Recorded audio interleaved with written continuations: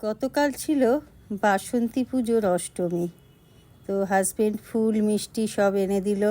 সোনু আর মুঙ্কু তো বাড়ি নেই, ওরা গেছে পিসির বাড়িতে। পিসির বাড়ি যেহেতু অন্নপূর্ণা পুজো হয়, সেই জন্য ওরা দুই ভাই বোন আজ দুদিন হলো পিসির বাড়ি চলে গেছে। আমার ঘরের ঠাকুরকে পুজো দেওয়া হয়ে গেল। পুজো দিয়ে এইবার আমি রেডি হয়ে নিচ্ছি। আজকে আমাদের দু জায়গায় নিমন্ত্রণ আছে, আমাদের আশ্রমে আছে আর ননদের বাড়িতেও আছে। এখন আমি রেডি হয়ে নিয়েছি। এই শাড়িটা আমাকে সোনু দিয়েছিল।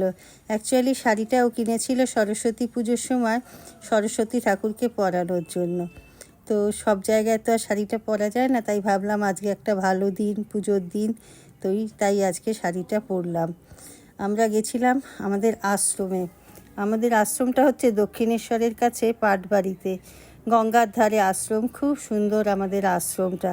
তো আশ্রমের ভিডিওটা আমার আজকে আর করা হয়নি। পুজো 4 দিন হয়, ষষ্ঠী থেকে শুরু হয়, সপ্তমী, অষ্টমী, নবমী, দশমী, এই 4 দিন ধরেই পুজো হয়।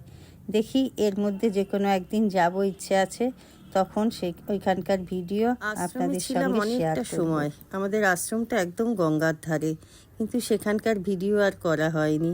ফোনটা এতটাই ডিস্টার্ব করছিল, আর এত আশ্রমে লোকজন পরিচিত যে করতে একটুখানি লজ্জাই লাগছিল, সেই জন্য আশ্রমের ভিডিও আর করতে পারিনি।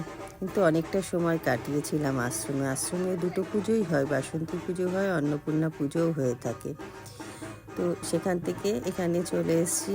এখানে ছেলে মেয়ে সবাই আছে, ননদরা সবাই আছে। তো এখানটাও খুব ভালো লাগছে। আমাদের আশ্রমে হয় ঘট পুজো, আর এখানে হয় মূর্তি পুজো। এই যে ছেলে মেয়েরা খুব মজা করছে, আনন্দ করছে, সবাই এখানে প্রায় ওরা একই বয়সী।